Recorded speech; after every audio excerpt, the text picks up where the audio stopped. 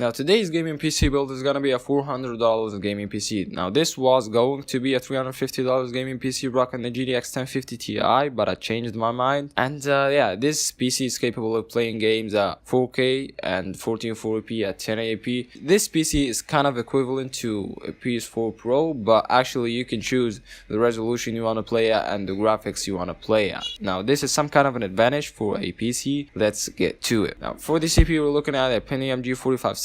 Now this is the best budget CPU you can get right now. It's somewhere between $60 to $65. I guess it's for $62. It's a dual core hyper-threaded CPU. It's a powerful CPU. You can play games like GTA V and other CPU intensive games. I don't have things in my mind right now. You are rocking a really good GPU and it's not gonna bottleneck our GPU, and it might do fine in video editing and rendering, but I don't recommend you to do that. But for gaming, it's a really good CPU. For the board, we're looking at an ASRock B250M, I guess board. It's somewhere for $60, and this is the cheapest board you can have right now if you don't want to update your BIOS. And yeah, but if you're okay going cheap and updating your BIOS, there's an Asus, I guess, or H110M board for $36. I'll leave a link to it down below, which yeah will save you some money, but if you want to go for that, you can do so. But this motherboard is a really good board and you cannot go wrong with it. Now, since this is the reference to budget Intel boards. For RAM, we're looking at a stick of 8GB of DDR4 RAM. Now 8GB is more what you need for gaming right now, but if you want to upgrade to 16GB in the future, it's your option.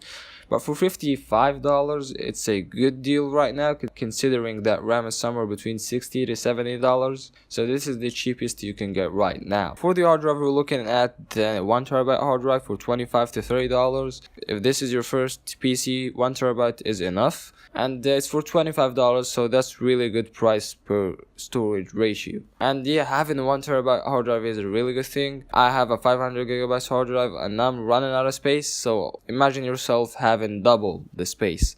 For the PSU, we're looking at an EVGA 430W power supply, or maybe another power supply, I can't recall. But this power supply is the best budget power supply right now. It's for $30 and $22 after mail in rebates. So if you want to use that, you'll save some money. And it has all the connections you need, and it's 430W coming from EVGA.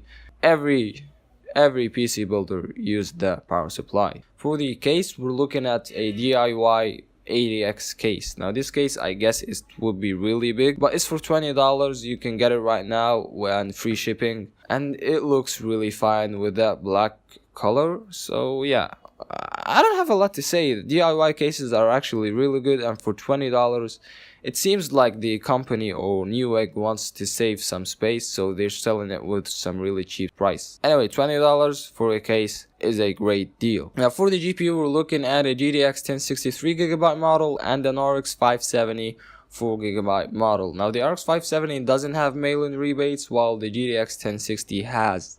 I myself would go for an RX 570 because I'm only paying $170 for that GPU, but with the GTX 1060 I'll pay somewhere between $190, and I have to send these UPC codes, so it's not convenient for people outside of the USA and people who don't know how to use mail-in rebates. But both the GPUs will provide some really good gaming experience. Somewhere between 1080p and 1440p will be really fine. As I said, it's equivalent to a PS4 Pro experience. My RX 460 can actually play some games at 4K. I'll make a video about that soon, but yeah, I think that this GPU will play games at 4K really fine if 4K is what you need. Now that's it guys for today's video. Let me know what you think in the comments down below. As I said, thanks for watching, and peace.